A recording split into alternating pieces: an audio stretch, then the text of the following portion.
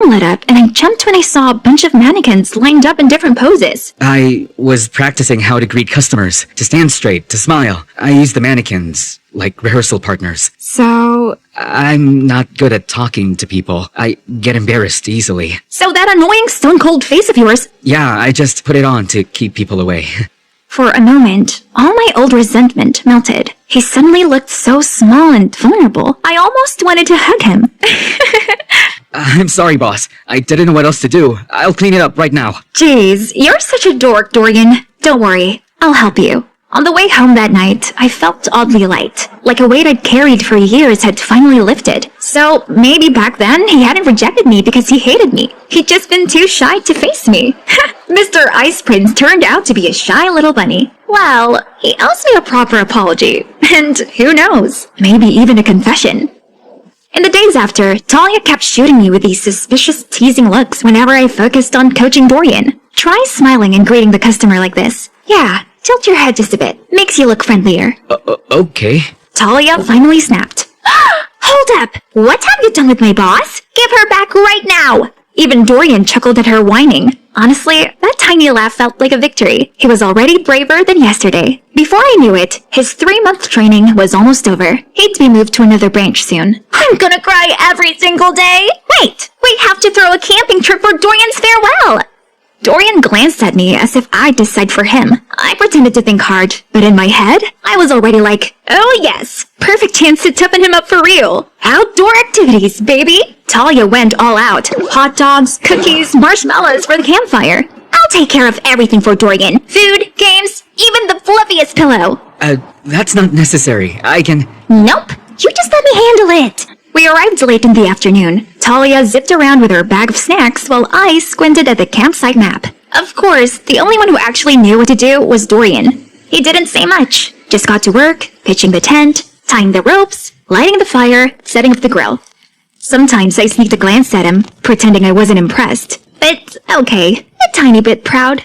Everything was ready just as night settled in. The fire crackled, the hot dog smelled amazing, and Talia kept the stories going. Tonight, Dorian laughed and joined the chatter more easily than ever, until a pebble shot out from the bushes and landed in the fire, making the flames flare. A moment later, 4 rough-looking guys strolled out of the dark. They're all smirking and cocky. Mind if we crash the party? We're starving. Before we could answer, one of them snatched a hot dog right out of Talia's hand. If you've got food, you've gotta share. Maris, they... Don't be stingy. I grabbed Talia's hand and running through the options in my head. My heart was pounding, but then Dorian stood up right between us in the group. The firelight lit up his face, and for a second, I barely recognized him. This is our spot. You need to leave. They laughed. The ringleader stepped closer. His eyes locked on Dorian with a sharp, menacing glare. And what if we don't? There's 4 of us. What are you gonna do about it, huh? The air went tight. The only sounds are the crackling fire and Talia's heartbeat against my back. I'll report you to the campsite staff, and if you take one more step, I won't hesitate to call the police. I stepped forward too, holding up my phone with the emergency number ready to dial. The ringleader just scoffed, but they slowly backed off, grumbling and throwing a few choice insults. I only realized I'd been holding my breath once they were gone. Oh my gosh, my 2 guardian angels, you're the best. The danger had passed, but knowing they could come back with backup was enough to make us pack up.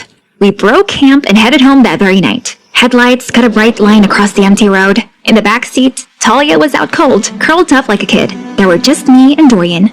Back there, you were really brave. I'd say your shyness is officially cured. I couldn't have done it without you. Seriously, Maris. My heart just dropped right into my stomach. The air felt super awkward. I turned toward the window, pretending to be fascinated by the distant streetlights. All I could think about was keeping you safe. I ducked my head lower, feeling my whole face heat up like I was about to melt into the seat. My family wasn't the happiest. I used to get picked on a lot too. By the time I got to high school, I just shut everyone out, so no one can hurt me again. That's why, that day... Okay, no need to bring that up. I get it. I cut him off before he could mention that day, the one when I confessed. The car sank into a few minutes of thick silence. I went looking for you, to make up for it. That's why I became your trainee. I blinked at him. So all this time, he hadn't actually forgotten me. So, this time, let me say it. Maris, I like you. Wow, hello? Am I invisible or what? Both of us froze, our faces going up in flames like 2 kids playing grown-up and getting busted by mom. Outside,